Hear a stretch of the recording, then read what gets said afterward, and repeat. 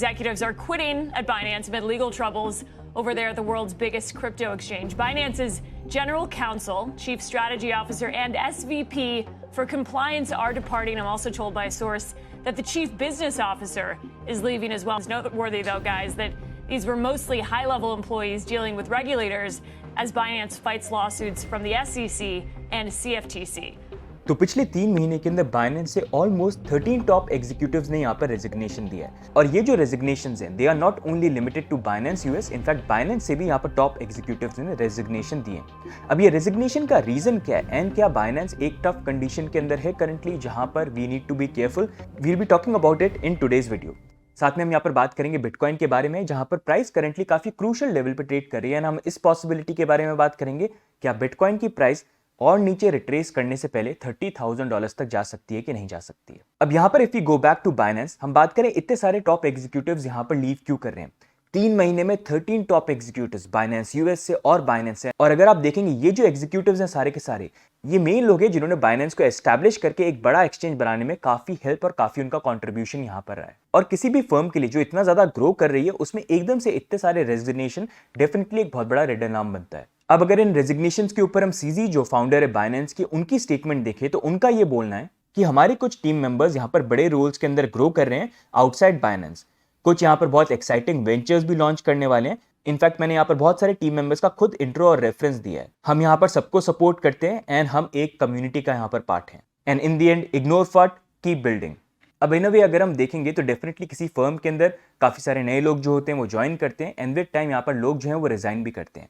But यहाँ पर हम एक फैक्ट को इग्नोर नहीं कर सकते, किसी भी फर्म के अंदर जब बहुत टॉप एग्जीक्यूटिव्स एकदम से रेजिग्नेशन देते हैं तो वो यहाँ पर एक अलार्म डेफिनेटली रिंग करता है। और अगर ये लो लेवल रेजिग्नेशन होते तो बात अलग होती। ये सारे के सारे टॉप एग्जीक्यूटिव रेजिग्नेशन हैं और सबसे बड़ी चीज ये कि ये सारे के सारे रेजिग्नेशन आए हैं after Binance US and Binance and CZ was sued by CFTC, जहां पर CFTC ने उनको सू किया willful evasion of federal law and operating a illegal digital asset derivative exchange. And soon after that, on June 2023, SEC ने Binance US और CZ के ऊपर 13 charges लगाए। And now if we come back to this resignations, मार्च जून में charges लगे and उसके बाद ही अगर आप देखेंगे बाइनेंस के अंदर जो टॉप एग्जीक्यूटिव के रेजिग्नेशंस है वो एक के बाद एक यहाँ पर स्टार्ट हो गए। इनफैक्ट रिसेंटली यहाँ पर बाइनेंस यूएस के करंट CEO ब्रायन श्रोडर ने भी रेजिग्नेशन दे दिया, जहां पर रीजन ये बोला गया कि बाइनेंस यूएस अपना 1/3 स्टाफ जो है उसको ले ऑफ करा और उसका रीजन ये कि करंटली SEC और CFTC के जो केसेस चल रहे हैं यहाँ पर बाइनेंस यूएस के अगेंस्ट में।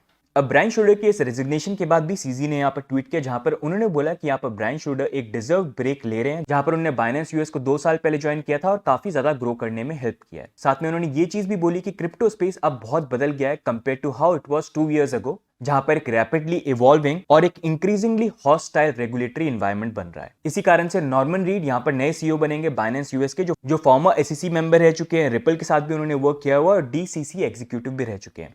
अगर आप नॉर्मन रीड को भी देखेंगे तो वो 2021 से बाइनेंस के साथ यहाँ पर काम कर रहे हैं और अब करंटली वो बाइनेंस यूएस के CEO यहाँ पर बन गए हैं। एंड इन अ वे अगर हम यहाँ पर देखें what CG is saying is right कि रेगुलेटरी एनवायरनमेंट जो है यूएस के अंदर वो बहुत ज्यादा चेंज हो गया है एंड डेफिनेटली यहाँ पर SEC की तरफ से काफी हॉस्टाइल अप्रोच है specially towards Binance. In terms of crypto more narrowly, I've been around finance for 44 years now, I guess, and I've never seen a field that's so rife with misconduct. It's daunting. And उसका reason we all know it happened after the collapse of FTX, जहां पर FTX के collapse के अंदर कॉइनडेस्क का first article आया था जिसने ये हाईलाइट किया था कि कैसे उनके बुक्स के अंदर वो बहुत ज्यादा FTT टोकन को यहाँ पर होल्ड करते हैं, एक्सचेंज की कंडीशन अच्छी नहीं है। लेकिन उनका जो मेन कोलैप्स था उसके पीछे एक बड़ा रीजन सीजी का ट्वीट था, जिस ट्वीट के बाद 72 आवर्स के अंदर FTX से $6 billion worth of crypto withdraw हुए थे।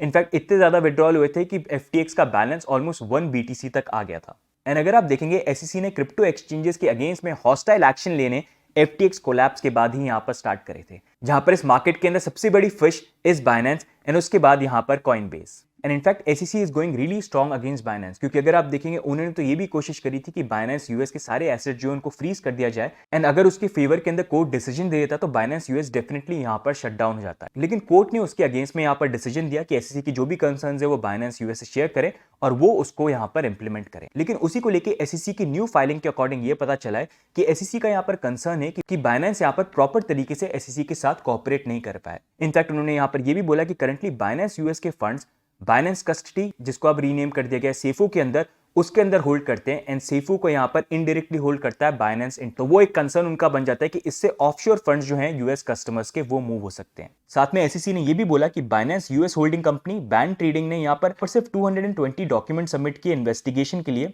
जिसके अंदर अनटेंजिबल स्क्रीनशॉट्स थे, और उसको देख के यहाँ पर कोई भी श्योरिटी नहीं मिल रही है कि यहाँ पर बैम ट्रेडिंग या बाइनेंस यूएस के customer funds is not at the mercy of Binance और जाओ। मतलब बेसिकली बाइनेंस इंटरनेशनल उसको होल्ड नहीं करती है, उसको लेके कोई अश्योरेंस जो है इन स्क्रीनशॉट को देख के हमको नहीं मिल रही है। सो इन अ वे आप यहाँ पर देख सकते हैं SEC is definitely going after Binance US, और सिर्फ यहाँ पर बाइनेंस यूएस ही नहीं है, इनफैक्ट बाइनेंस इंटरनेशनल और बाइनेंस के सीओसीज ही उनके पीछे भी वो यहाँ पर हाथ धो के पड़े हुए हैं। And definitely things are really tough for Binance US. But अब अगर हम यहाँ पर बात करें कि इतना सब कुछ चल रहा है तो क्या यहाँ पर बाइनेंस सेफ है और क्या हमको अपने फंड्स अभी भी बाइनेंस के ऊपर यहाँ पर रखने चाहिए?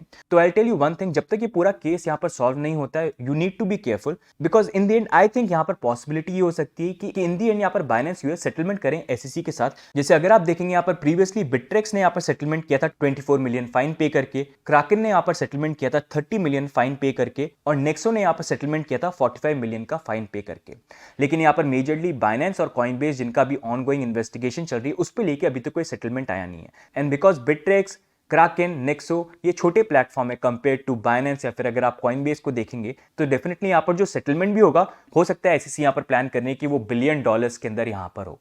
बट अभी के लिए it's all speculation, we'll have to wait and see कि ये सारी चीजें जो हैं किस तरह से यहाँ पर अनफोल्ड होती हैं। लेकिन in the end coming back to the question, क्या हमारे फंड्स यहाँ पर बाइनेंस एक्सचेंज के ऊपर सेफ है? So I keep on saying this on and आज फिर से मैं आपको यहाँ पर बोलूंगा कि एक्सचेंज कोई भी हो, चाहे बाइनेंस हो या कॉइनबेस हो या कोई भी दूसरा एक्सचेंज हो, नेवर ट्रस्ट एनी एक्सचेंज। जैसे क्रिप्टो को लेके एक बड़ी सेइंग है, not your keys, not your crypto और नॉट योर बिटकॉइन। तो इसलिए अगर आपकी कीज आपके पास नहीं है, आपके एक्सचेंज के ऊपर है, definitely there is a risk. If there is a 0.0001% chance कि एक्सचेंज कोलैप्स करे, वहां पर आप फंड्स को लूज कर सकते हैं। तो इसी कारण से इट इज इंपॉर्टेंट कि आप अपने यहाँ पर जो मेजॉरिटी फंड्स हैं वो हार्डवेयर वॉलेट के ऊपर रखें। सिर्फ ट्रेडिंग करने के लिए अगर आपको स्मॉल अमाउंट रखना है तो आप डेफिनेटली एक्सचेंज के ऊपर रख सकते हैं, एंड उसको भी विद टाइम आप विड्रॉ करके अपने हार्डवेयर वॉलेट में मूव कर सकते हैं जब आपको पता है कि आप लॉन्गर ड्यूरेशन के लिए यहाँ पर ट्रेड नहीं कर पाएंगे। सो this was the overall update on Binance resignations. I hope इस वीडियो से थोड़ी सी आपको क्लैरिटी मिली है। एंड हमेशा क्रिप्टो में जब भी कोई चीज होती है आई ऑलवेज से दिस कि उसके दोनों साइड देखिए, आप पॉजिटिव भी देखिए, आप नेगेटिव भी देखिए, एंड इन दी एंड जब भी कोई चीज सोचते हैं आप एक्सचेंज के पर्सपेक्टिव से या एसईसी के पर्सपेक्टिव से मत सोचिए, अपने पर्सपेक्टिव से, because exchanges are here to do business but in the end it's your money, and अगर आप खुद के पैसे का खुद ध्यान रखेंगे तो दूसरा भी यहाँ पर नहीं रखेगा। बाकी अब बाइनेंस से मूव करके थोड़ा सा हम बिटकॉइन के चार्ट्स को भी यहाँ पर देख लेते हैं कि क्या बिटकॉइन $30,000 तक यहाँ पर जा सकता है और फिर रिट्रेस यहाँ पर पॉसिबली हो जाए, उसके बारे में बात करेंगे। लेकिन उससे पहले अगर आपको ये वीडियोस अच्छे लगते हैं तो please don't forget to like it and share it with your friends as well. अब बिटकॉइन के बारे में बात करेंगे। So this was the last update that we talk about कि पॉसिबली एक रेंज के अंदर मूव करने के बाद हम ऊपर की तरफ ब्रेकआउट करें एंड $27,000 का एरिया टेस्ट करें, जहां पर करंटली अगर हम देखेंगे बिटकॉइन की प्राइस फाइनली यहाँ पर हमारा जो डाउनवर्ड मूविंग चैनल बन रहा था उसके ऊपर आ चुका है, करंटली यहाँ पर सपोर्ट भी क्रिएट करने की कोशिश कर रहा है। और ये जो लेवल है $26,600 काफी इंपॉर्टेंट लेवल है, क्योंकि इस महीने को अभी ऑलमोस्ट 15 डेज हुए हैं, अभी आधा महीना यहाँ पर बाकी है, क्योंकि इसी लेवल पे अगर आप देखेंगे 20 एंड 50 मंथली मूविंग एवरेज जो काफी इंपॉर्टेंट एरिया है जिसको लास्ट मंथ हमने ब्रेक कर दिया था, वहीं पर हम करंटली ट्रेड कर रहे हैं। एंड अगर इस मंथ की क्लोजिंग इन मूविंग एवरेजेस के ऊपर हो जाती है तो वो बहुत अच्छी चीज होगी। इसी कारण से अगर आप देखेंगे यहाँ पर काफी एक रेजिस्टेंस जो है हम यहाँ पर फेस कर रहे हैं।